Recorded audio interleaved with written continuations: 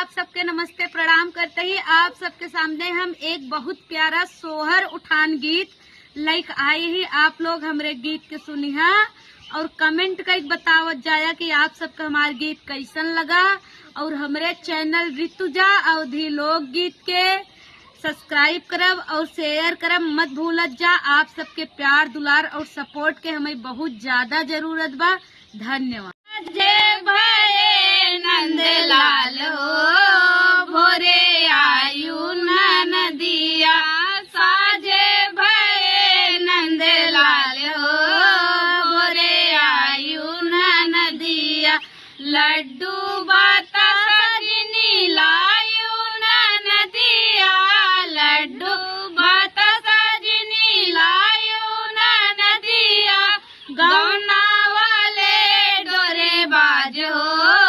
भोरे आयु नदिया गौना वाले डोरे बाज हो भोरे आयु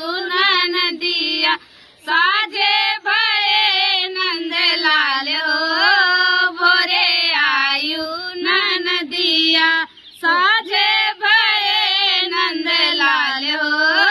भोरे आयु नदिया कुर्ता पैजामा जिनी लायु नदिया कुर्ता पैजामा जिनी लायु नदिया गौआ में सूट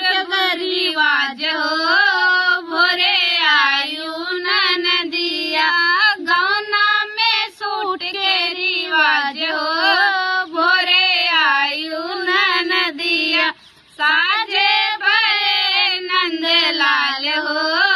भोरे आयु नदिया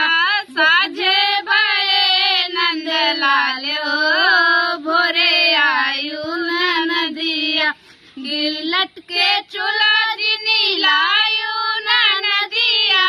गिलट के चूल्हा जिनी लायु नदिया गौ